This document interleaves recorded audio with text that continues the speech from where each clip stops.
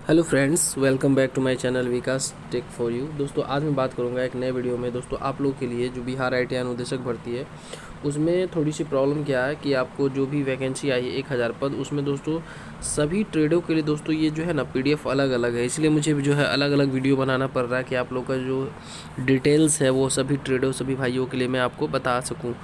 तो सबसे पहले यहाँ पे आप देख पा रहे होंगे कि बिहार तकनीकी सेवा आयोग, दोस्तों इसी को हम बीटीएससी बोलते हैं, बिहार टेक्निकल सेवा जो हमारा है। तो ये बिहार तकनीकी सेवा आयोग के थ्रू ही जो हमारा है क्या दोस्तों आईटीआई अनुदेशक भर्ती जो है आई है।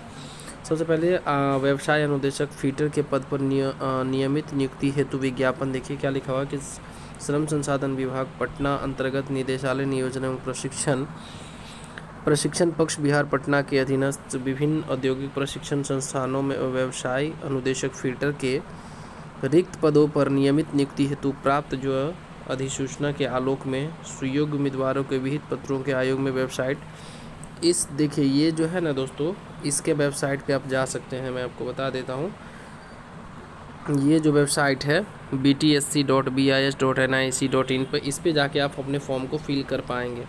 और मैं आपको बता देता हूँ दिनांक 23/5 से लेके 22 जून, मतलब 23 मई से लेके 22 जून तक इस फॉर्म को फिल कर सकते हैं आप।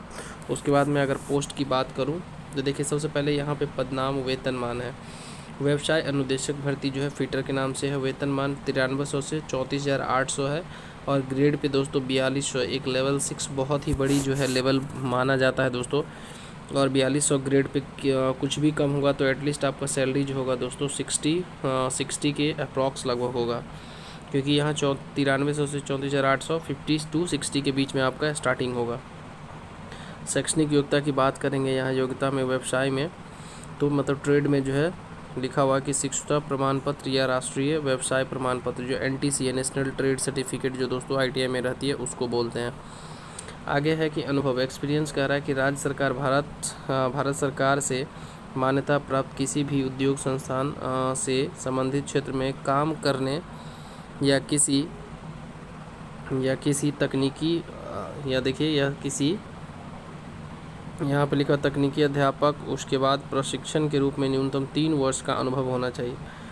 और आगे मैं आपको बताता हूँ जो यहाँ पे जो सीटीआई है वो भी आपको जो है यहाँ पे मांगा गया है दोस्तों। चलिए मैं और आगे बात करता हूँ कि सीटीआई वाले का क्या क्या इसमें बेनिफिट है, तो फिर हम आपको आगे बताते हैं कि इसमें दोस्तों फर्स्ट स्टेज है और सेकेंड स्टेज है, तो इसमें हम सभी एक एक करके हम आपको बताते हैं। सबसे पहले यहाँ पे चलिए अगले पेज पे हम चलते हैं। अगले पेज की बात करेंगे तो यहाँ पे जो सीट की संख्या रखी गई है, सीट की संख्या यहाँ पे देखिए अनारक्षित जो जनरल कैटेगरी है उनके लिए 55 सीट है। और जनरल का जो है महिलाओं के लिए 35% रिजर्वेशन महिलाओं को है, तो उनका जो है 15 सीट जो है रिजर्व है। ईडब्ल्यूएस की बात करेंगे तो 11 पोस्ट उनके लिए रिजर्व है और 3 पोस्ट जो है महिलाओं के लिए। अनुसूचित जाति एससी की बात करेंगे तो 15 सीट है और महिलाओं के लिए 6 सीट रिजर्व है। अनुसूचित जाति एसटी की बात करेंगे 1 है और इसमें जो है 0 है महिलाओं के लिए। अत्यंत पिछड़ा वर्ग जो ईडब्ल्यूएस कहते हैं जिनको, उनका जो है सीट की संख्या जो है दोस्तों 14 है और महिलाओं में 6 है। पिछड़ा वर्ग की बात करेंगे तो 5 है और इसमें जो महिलाओं के लिए 2 सीट रिजर्व है। और पिछड़ा वर्ग की महिलाओं के लिए 4 है और इसमें जो है कोई बात नहीं है, यहाँ पे इसमें तो नहीं है, तो आपको कुल जो है यहाँ पे 4 सीट जो है यहाँ पे ही दे दिया है। कुल मिला के 105 सीट ये इधर है और आपको 32 जो है टोटल यहाँ दोस्तों है। और जो प्रशासनिक जो विभाग होते हैं जो कि फ्रीडम फाइटर होते हैं उनके नाती पोता के लिए, नतनी के लिए कुल पदों की संख्या जो है 2 है दोस्तों। यानी कुल मिला के आप देख पा रहे होंगे कि 105 इधर हो गया और इधर जो है आपको 32 सीट हो गए और 2 इधर है। तो आपको मैं बता दूं 137 और 2 100 आपको 39-40 सीट लगभग 140 सीट के अप्रॉक्स लगभग दोस्तों यहाँ पे है आपको। और इधर है आगे भी सीट है, तो लगभग 150 से ऊपर ही सीट आपको दिया गया है। यहाँ देखिए दिव्यांग के लिए जो है उनके लिए जो कि दृष्टि जो बाधित हैं, विजुअली हैंडीकैप्ड है VH, उनके लिए सीटों की संख्या 1 है। जो मूक बाधित है जो बोल नहीं सकते हैं उनके लिए दोस्तों 1 सीट है। और चलन दिव्यांग जो चल नहीं सकते उनके लिए भी 1 सीट है। उसके बाद ये है हमारा मनोविकार संबंधित, तो उनको जो है 1 पोस्ट इनके लिए भी दिया गया। और आयु सीमा की बात करेंगे हम, चलिए हम एक एक करके आपको बताते हैं। आयु सीमा में जो है दोस्तों 21 साल जो है आपका न्यूनतम है। यहाँ देखिए 2 नंबर में सीरियल में क्या है यहाँ देखिए 2 नंबर सीरियल में है कि 1/8/2022 को न्यूनतम जो है आपका 21 साल होना चाहिए, अधिकतम जो है अनारक्षित जो जनरल कैटेगरी है उनको 40 और अनारक्षित महिलाएं के लिए उनको जो है 40 साल दिया गया। पिछड़ा वर्ग या अत्यंत पिछड़ा वर्ग के लिए भी 40 साल है, अत्यंत अनुसूचित जाति जनजाति के लिए 42, क्योंकि आपको पता है ओबीसी को 3 साल मिलते हैं और SC ST को दोस्तों 5 साल, तो 37 + 5, इसलिए इसके इन लोग का 42 है और जो OBC है उनको 40 साल दिया गया है। सबसे बात मैं बता दूं, जो सामान्य प्रशासन विभाग के आप देख पा रहे होंगे कि 21/1/2021 के आलोक में दिव्यांगों को अधिकतम उम्र में 10 वर्षों की छूट दी गई है। जो लोग डिसेबल हैं, जो लोग विकलांग हैं, उन लोगों को 10 वर्ष की जो है दोस्तों छूट दी गई है। चलिए मैं आगे बात करता हूँ इम्पोर्टेंट बात कि जो चयन सिलेक्शन प्रोसेस है दोस्तों, सिलेक्शन प्रोसेस जो होगी आपको उसमें 2 स्टेज हैं, जिसमें दिया गया लिखित परीक्षा के सभी प्रश्न जो है वस्तुनिष्ठ प्रकृति के बहुवैकल्पीय होंगे और अवधि 2 कुल जो है 100 अंक होंगे।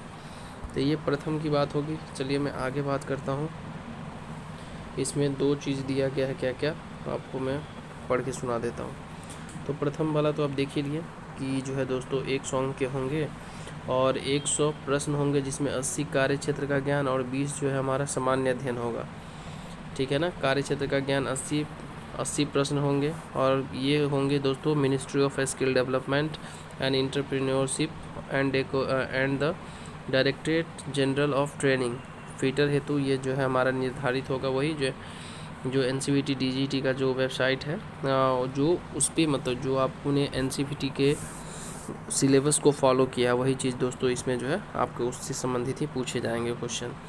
और शेष लिखा हुआ कि 20 प्रश्न जो होगा अध्ययन, वो आपको सामान्य अध्ययन यानी दोस्तों जनरल नॉलेज होंगे। क्या होंगे? GK GS जनरल नॉलेज होंगे। और लिखा हुआ कि परीक्षाओं में देखिए दोस्तों, लिखा हुआ कि उत्तर जो है गलत उत्तर के लिए नकारात्मक अंकन लागू किया जाएगा। प्रत्येक सही उत्तर के लिए 1 अंक है और गलत उत्तर के लिए 0.25 यानी 1/4 जो है दोस्तों निगेटिव आपको रखा गया है इसमें। और प्रक्रिया में अपनाते हुए परीक्षा फल फिर घोषित किया जाएगा सभी अभ्यर्थियों को। और सामान्यीकरण मेगा सूची तैयार करने हेतु द्वितीय चरण में उपयोग किया जाएगा। आगे मैं बताता हूँ आपको। यहाँ पे देखिए द्वितीय चरण में क्या है दोस्तों, सेकंड प्रोसेस क्या है। यहाँ पे लिखा हुआ कि सेकंड जो स्टेज है, चयन हेतु अभ्यर्थियों की मेरिट लिस्ट इस प्रकार से तैयार किया जाएगा। लिखित परीक्षा का जो 50% होगा उसको लिया जाएगा और जो NTC जो है हमारा जो ITA वगैरह है उनके अंक के उसका जो है 20 अंक इसको मिलेगा। कुल अंकों का जो प्रतिशत जो होगा उसका 20%।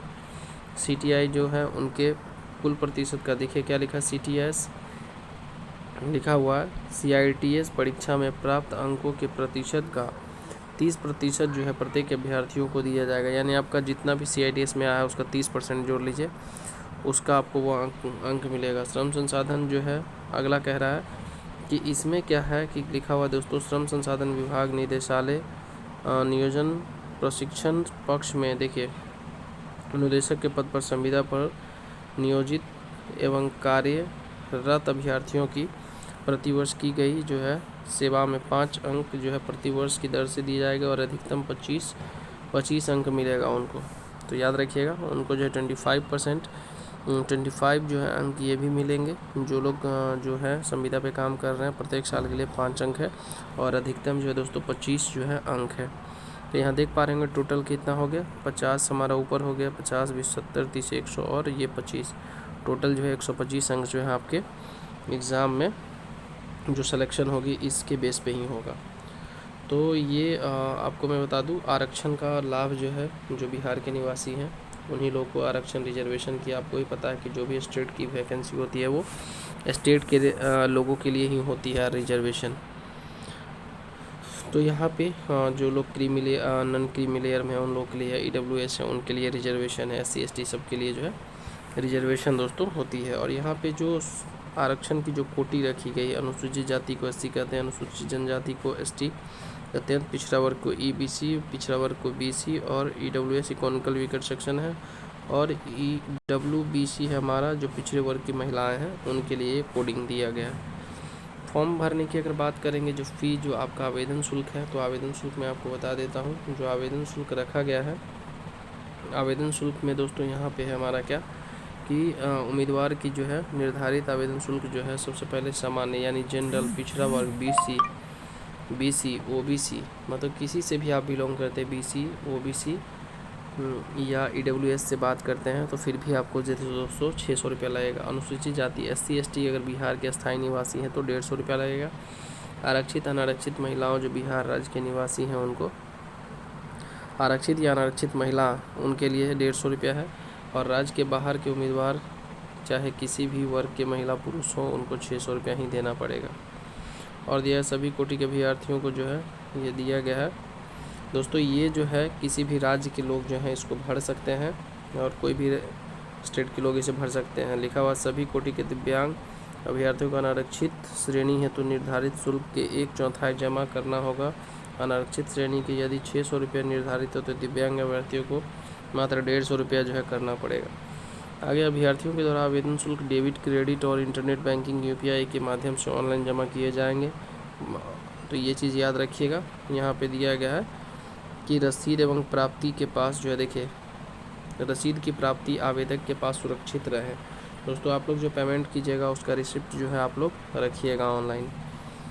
तो ये चीज़ हमारा है। और मैं आपको बता दूं तो इसमें फ़ोटोग्राफ्स जो है आप लेटेस्ट यहाँ डालिएगा, दिया भी गया है कि फ़ोटोग्राफ जो है आपका हाल ही में खींचा होना चाहिए और 3 माह के अंदर यानी 3 मंथ्स के अंदर का होना चाहिए, याद रखिएगा। और ये बैकग्राउंड सफ़ेद होनी चाहिए, फ़ोटो में किसी प्रकार का छाया नहीं होनी चाहिए। तो ये सब चीज़ थोड़ा कानून भी दिखना चाहिए, तो ये सब चीज़ थोड़ा ध्यान रखिएगा, है ना। क्लियरिटी बिल्कुल आपका फ़ोटो जो है होना चाहिए। और आप किसी भी राज्य से हैं तो आप बिल्कुल इस फॉर्म के लिए एलिजिबल हैं। Other state is also eligible for this form, है ना। तो other state can also apply, other state जो हैं दोस्त कैन ऑल्सो अप्लाई, वो भी फिल कर सकते हैं। तो आप लोग अपने फॉर्म को फिल कर लीजिएगा। सभी कुछ जानकारी मैंने बता ही दी। और एक छोटा सा बात है, अगर मेरे चैनल पर फर्स्ट टाइम विजिट कर रहे हैं तो मेरे चैनल को आप लाइक, शेयर और सब्सक्राइब कर सकते हैं।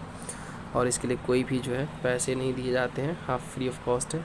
लाइक, शेयर और सब्सक्राइब कर सकते हैं। अपने दोस्तों को भी शेयर कर दीजिए जो लोग ITI किए हैं, उनके लिए एक गोल्डन अपॉर्चुनिटी है।